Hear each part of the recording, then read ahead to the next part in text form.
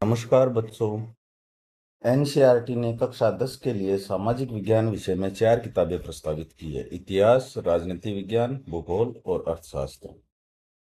इतिहास विषय से अपन शुरुआत करते हुए राजस्थान माध्यमिक शिक्षा बोर्ड को मद्देनजर रखते हुए अपन तैयारी करेंगे। जो जो क्वेश्चन बोर्ड में रिपीट होते हैं, जो ट्रेंड के क्वेश्चन हैं, जो मल्टीपल चॉइस के क्वेश्चन हैं, जो फिल इन ब्लैंक यानी कि रिक्त स्थान के क्वेश्चन है और बड़े वाले क्वेश्चन, उन सभी की अपन तैयारी करते हुए चलेंगे।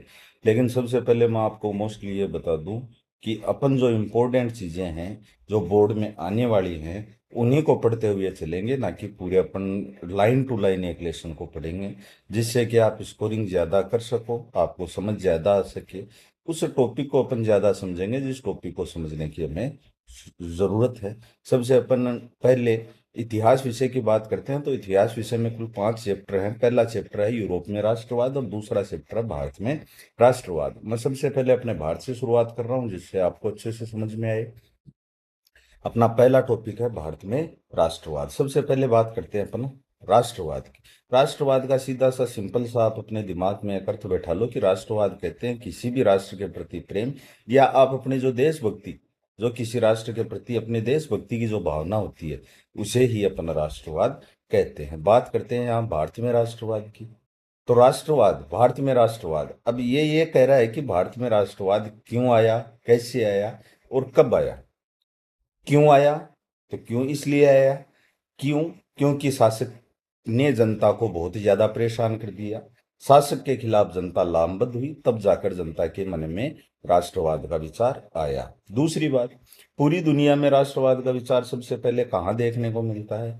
पूरी दुनिया में सबसे पहले राष्ट्रवाद का विचार अपने को फ्रांस में देखने को मिलता है। जनता टैक्स से, कर भार से फ्रांस की जनता बड़ी प्रताड़ित थी। शासक के खिलाफ उन्होंने विद्रोह किया, तब लोगों के मन में राष्ट्रवाद की भावना का विकास हुआ। उसको देखते ही पूरी दुनिया में राष्ट्रवाद का विचार फैला और फैलते फैलते भारत भी अंग्रेजों का गुलाम था। भारत भी अंग्रेजों से परेशान था। सभी वर्गों ने, सभी समुदायों ने, सभी लोगों ने मिलकर ब्रिटिश शासन के खिलाफ आंदोलन किया, संघर्ष किया। उस आंदोलन और संघर्ष की परिणति स्वरूप सभी लोगों में राष्ट्रवाद की भावना का विकास हुआ। उसके साथ ही कुछ कुछ उस समय जो बुद्धिवादी जीव थे, उन बुद्धिवादी जीवों ने कई प्रतीक चिन्ह, गीतों, लोक गीतों के द्वारा लोगों में राष्ट्रवाद की भावना का संचार करने का प्रयास उस समय किया था कि लोगों के मन के अंदर नई नई बातें, नई नई गीत, लोक गीत मन में आएंगे तो उनमें राष्ट्रवाद की भावना का विचार होगा। जो भी पढ़े लिखे लोग थे, अब उस समय जो कई राष्ट्रवादी थे, उन्होंने नए प्रतीक चिन्हों, नए गीतों, विचारों ने नए संपर्क स्थापित किए। कहने का मतलब ये था कि उस समय जो जो बुद्धिवादी जीव थे, उन्होंने नए नए प्रतीक चिन्ह, नए गीतों के द्वारा, लोक गीतों के द्वारा लोगों में राष्ट्रवाद की भावना को बढ़ने का संचार किया। अपन देखते हैं भारत, भारत की अपन बात करते हैं, लेकिन उसी भारत को अपन ने एक माता की छवि के रूप में चित्रित कर दिया तो अपने राष्ट्र के प्रति भावना और क्या होगी, प्रबल होगी, भावना और ज्यादा बढ़ेगी। अपन आगे बात करते हैं। आगे बात करते हुए देखते हैं दूसरे उपनिवेशों की तरह। यहाँ एक शब्द आया है उपनिवेश। उपनिवेश शब्द का अपने को पता होना चाहिए क्योंकि बार बार यह शब्द रिपीट होता है और बोर्ड परीक्षाओं के लिहाज से भी यह शब्द महत्वपूर्ण है। तो आप नोट भी कर सकते हो। दो शब्द हैं, एक उपनिवेश, उपनिवेश जो देश गुलाम होता है उसको कहा जाता है, और उपनिवेश, उपनिवेश जिसने जिस देश को गुलाम बना रखा है वो देश क्या कहलाता है, उपनिवेश कहलाता है। जैसे औपनिवेश है ब्रिटेन और उपनिवेश है भारत। तो ब्रिटेन का उपनिवेश हो गया भारत और भारत का उपनिवेश हो गया ब्रिटेन। मेरे हिसाब से आप अच्छी तरीके से ये बात समझ सकते हो क्योंकि आगे जो भी अपन पढ़ेंगे उसमें उपनिवेश शब्द बार बार आएगा। जैसा मैंने पहले ही आप लोगों को कहा था, अपन मुख्य मुख्य बातें पॉइंट ऑफ करते जाएंगे जो कि अपनी परीक्षा के लिहाज से इंपॉर्टेंट है। सबसे पहले अपन बात करते हैं पहले विश्व युद्ध की। तो यहाँ से क्वेश्चन पुटअप हुआ है पहले के बोर्ड परीक्षाओं में। तो सबसे पहले आपको ये ध्यान होना चाहिए कि प्रथम वर्ल्ड वार कब हुआ, सेकेंड वर्ल्ड वार कब हुआ। तो आप दोनों चीजें पॉइंट ऑफ कर सकते हो। पहला विश्व युद्ध हुआ है 1914 से लेकर 1918 के मध्य। सेकेंड वर्ल्ड वार हुआ है 1939 से लेकर 1945 में जापान के हिरोशिमा और नागासाकी पर परमाणु बम गिराने के साथ ही द्वितीय विश्व युद्ध का समापन हुआ। अब बात करते हैं अपन पहले विश्व युद्ध का। तो पहले विश्व युद्ध का भारत पे क्या प्रभाव पड़ा? पहले विश्व युद्ध के द्वारा भारत में राष्ट्रवाद की भावना का संचार किस प्रकार से हुआ, उसके बारे में अपन यहाँ पढ़ेंगे। पहले विश्व युद्ध, उसी के साथ अपन खिलाफत और उसी के साथ अपन असहयोग आंदोलन की यहाँ पर बात करेंगे। तो सबसे पहले बात करते हैं अपन पहले विश्व युद्ध की। चूंकि अपन को सबको पता है कि भारत ब्रिटेन का उपनिवेश था। उपनिवेश का मतलब भारत ब्रिटेन का गुलाम देश था। पहला विश्व युद्ध यूरोप में लड़ा गया। मुख्यतः दो महाशक्तियां थी, एक तरफ ब्रिटेन था, एक तरफ क्या थी? जर्मनी थी। दोनों के मध्य युद्ध लड़ा गया। भारत ने अंग्रेजों की तरफ से भाग लिया। जाहिर सी बात है, भारत अंग्रेजों का गुलाम देश था, तो भारतीय जो लड़ेंगे वो अंग्रेजों की तरफ से लड़ेंगे। अब भारतीयों ने लड़ना क्यों स्वीकार किया? पहली बात तो ये। या दूसरी बात यह कि पहले विश्व युद्ध जब 1918 में समाप्त हो गया, तो उसके बाद में 1920 में महात्मा गांधी ने इतना बड़ा आंदोलन क्यों खड़ा किया? तो उन चीजों के पीछे जो जो बातें हैं वो अपन यहाँ करेंगे। पहला विश्व युद्ध 1914 से 1918 के मध्य चला।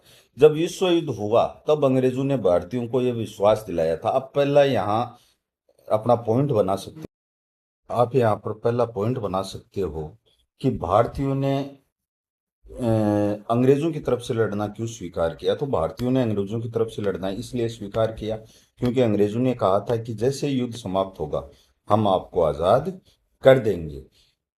भारतीय हिंदुओं को उस समय समुद्र की यात्रा करना पाप समझा जाता था। ये आपको याद रहे इसलिए बता देता हूं। फिर भी भारतीयों ने समुद्र पार जाकर ब्रिटेन में लड़ना स्वीकार किया क्योंकि भारतीयों को यह आशा थी कि युद्ध समाप्ति के बाद में अंग्रेज भारतीयों को आजाद कर देंगे। उन्होंने ऐसा किया नहीं। अब बात करते हैं अपन अगली। हाँ, दूसरी बात यह थी कि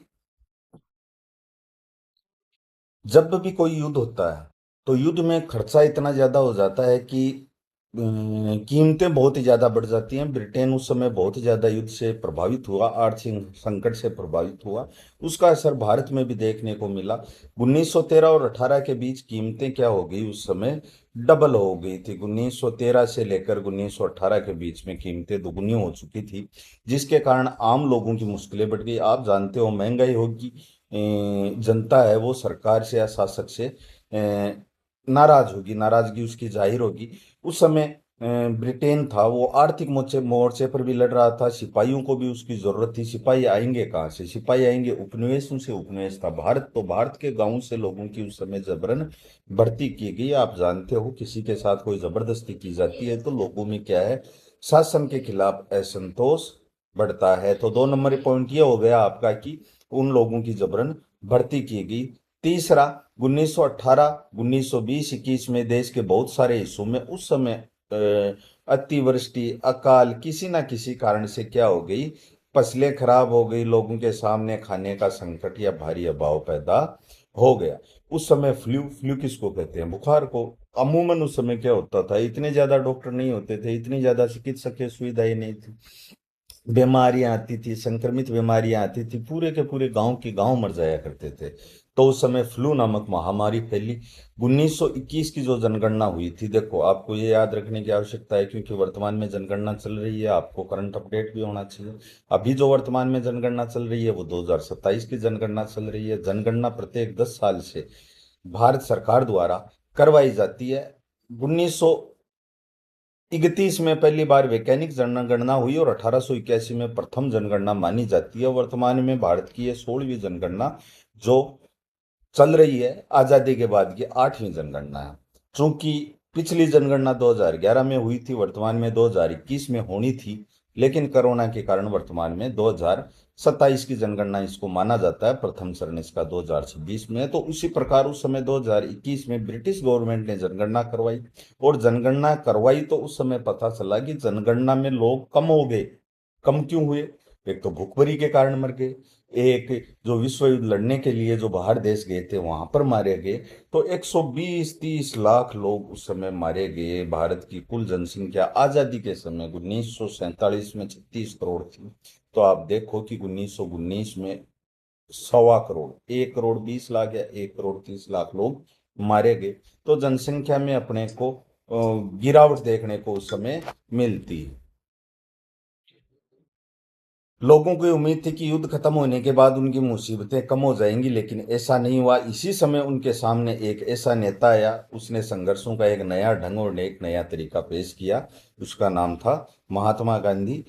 महात्मा गांधी के बारे में अपन अपने अगले भाग में पढ़ेंगे।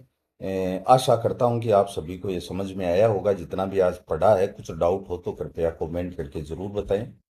समझें। बार बार जो प्रश्न बोर्ड में रिपीट होते हैं, छोटे छोटे शब्दों वाले जो प्रश्न रिपीट होते हैं, उन पे ध्यान दें। Thank you.